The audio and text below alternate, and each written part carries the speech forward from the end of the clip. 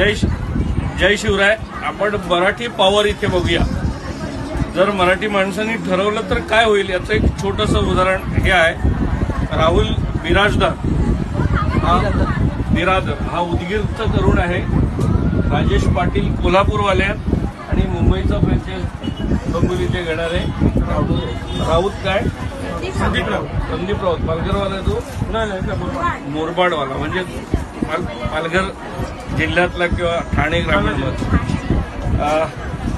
एक खूप चांगलं म्हणजे सगळ्या मराठी महिला एकत्र आल्या. आपला मराठी माणूस प्रामाणिक असतो, स्वच्छ नीटनेटका असतो आणि हेराफेरी करत नाही. हे सगळे आपले गुण आहेत, पण त्याच्या लोकांनी दुर्गुण बनवले आपले.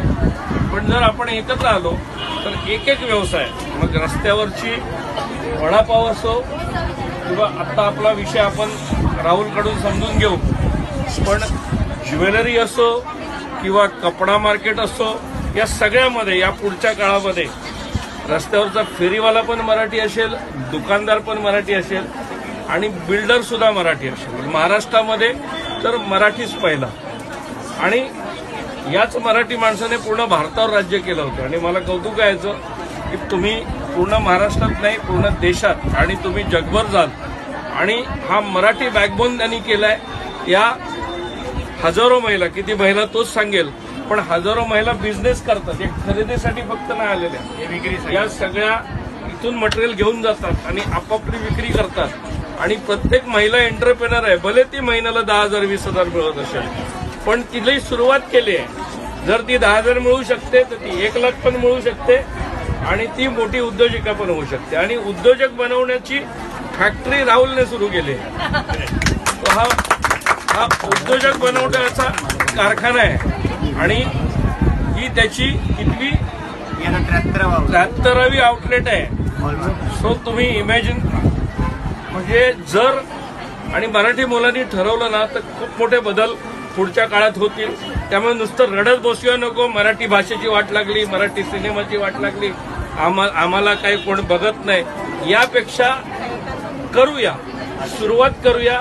तरुण एकत्र येतील, महिला एकत्र येतील. शिवस्वराज्य मराठी लोक चळवळ म्हणून असे अनेक उद्योग, अशा अनेक मराठी संस्था एकत्र आणून छत्रपती शिवरायांच्या प्रेरणेने पुन्हा महाराष्ट्राचा अभिमान महाराष्ट्रातच नाही तर जगात कसा नेता येईल यासाठी आपल्याला सगळ्यांना काम करायचं आहे. आणि हे काम जर आपल्याकडे पैसे असतील, जर आपले उद्योग असतील, गुजराती लोकांचं का ऐकतात? कारण ते इंडस्ट्री चालवतात आणि आपण फक्त नोकऱ्या करतो. पण ही परिस्थिती बदलायची असेल तर राहुल सारखे, राजेश सारखी अशा मुलांनी जे सुरू केलंय आणि त्याच्यामागे मराठी माणसांनी पण उभं राहायला पाहिजे. नाहीतर मराठी माणसांकडनं खरेदी करत नाही. हा ऍटिट्यूड बदलला पाहिजे. आपल्या लोकांना अरे तू बिल्डिंग बांधशीलच का, अशा आपल्या मराठी बिल्डरला विचारायचं नाही. जर तो कमी पडला तर त्याला मदत करा, ऍडव्हान्स बुकिंग करा, पण त्याची बिल्डिंग कशी पुरी होईल यावर काम करा. तर मी राहुलला विनंती करेन की राहुल नेमकं काय करतो जरा सांग सगळ्या. नमस्कार. आणि आज आपण बघतोय की मुंबई ही सुरुवात आहे प्रत्येक स्वप्ननगरीची. आणि महाराष्ट्रामध्ये आज प्रत्युषचे बघितलं तर जवळपास 19,000 महिला ज्या मराठी उद्योजिका आहेत, ज्या अखंड महाराष्ट्रामध्ये कार्य करतात. पण आज मुंबईमध्ये हे पहिलं आउटलेट आपल्या सगळ्यांच्या सेवेमध्ये आम्ही सुरुवात केली, ज्याचा प्रतिसाद हा स्वप्नापेक्षाही मोठा आहे. कारण एवढा प्रतिसाद आज मुंबईकरांकडून आम्हाला मिळतोय.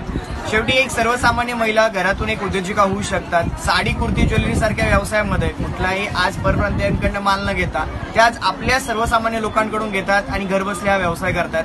आज जर बघितलं तर जवळपास 7,000 पेक्षा जास्त महिला आहेत ज्या घर बसल्या 10,000 पेक्षा जास्त उत्पन्न आज प्रत्येक महिन्याला घेतात. आणि